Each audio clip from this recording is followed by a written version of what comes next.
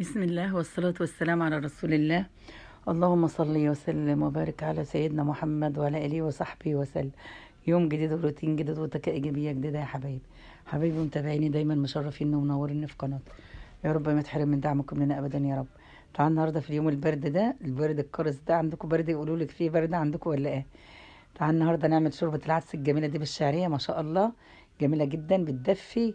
ده الحاجة الجميلة اللي بتدفي في البرد ده، بصراحة أحسن من أي حاجة تانية. هنعملها النهارده مع بعض بطريقة حلوة إن شاء الله، بالخضار كله نضيفه ليها، وهتبقى أحسن شوربة عدس بإذن الله. تعالوا نقول بسم الله ونصلي على الرسول صلى الله عليه وسلم. تعالوا نشوف الفيديو الجميل ده. مبدئيا كده معاك كمية عدس اللي انت ايه يعني الكمية اللي هتكفيك. أنا معايا كوباية غسلتها وحطيتها في ميه بتغلي، ماشي؟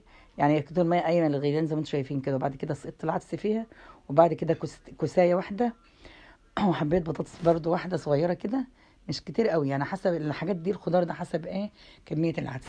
وحبيتين طماطم برضو، ومعايا جزرتين صغيرين وبصل وفصين توم زي ما انتم شايفين كده. الخضار الجميل ده اللي بيدي الشكل الجميل ده زي ما انتم شايفين، والقيمه الغذائيه بتاعته ما يخليش العدس يبقى حامي كده وكلام اللي بالكم في ده. بعد كده هنحط البهارات بتاعتنا، ساعات احطها الوقت وساعات بايه بحطها في الاخر بعد ما ايه ما اضربه في الخلاط وكده، او في الكب او الهاند بلند. طيب انا حطيت ايه كمون، ذره بسيط، ذره، حطيت كمون وذره فلفل صغيره، ذره كزبره وورقتين لورا، وايه ذره يعني سكر بسيطه جدا، ماشي؟ عشان ما يبقاش حامي برضه. وبعد كده بسيبه على النار، بس في المقطع ما تصورش اللي هو ايه، وهو يعني ايه الفتره اللي هو كان بيستوي فيها على النار. بعد كده ما شاء الله ضربته وصفيته زي ما انتم شايفين كده في المقطع اللي فات ده. وهنا بقى يا حبايبي هحمر الشعريه، بس مش بحمر، انا بغلفها بالزيت كده، مش تحمير من اللي بالكم فيه، لا. انا بعملها عشان ايه يعني تحميره من الدهب الفاتح ده.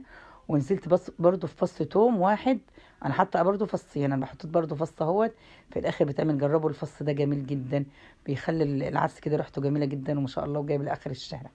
بصراحه جربوا بالطريقه ده يعجبكم باذن الله. لو وصلت معايا المقطع ده حط لكم كومنت كده ولايك جميل، وشجع الفيديوهات دي وفعلوا زر الجرس عشان كل اشاراتنا توصل لكم باذن الله.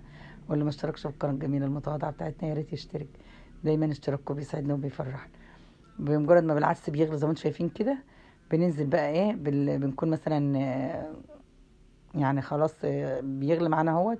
هننزل على بقى بالشعريه زي ما انتم شايفين يا حبايبي اهو. بتاخد يعني تغلي مره واثنين وثلاثه كده، وبعد كده بطفي عليها وبغطي. ما شاء الله الايه الشعريه بتستوي على بالغطا وهو مكمور كده، ما شاء الله بتبقى جميله جدا. منها ايه لازم تحمريها، ما تحطهاش بيضه عشان ما تلزقش يا حبايبي في ارضيه الحله وتبقى معجنه، لازم تحمريها.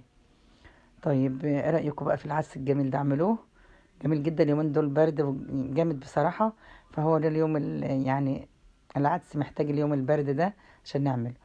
لو دخلتوا الفيديو حتى وطلعتوا ولو بأي معلومة بسيطة، يا رب ما تنسوناش في اللايكات الجميلة والكومنتات الحلوة. يا رب يديمكم نعمة في حياتي. مع السلامة.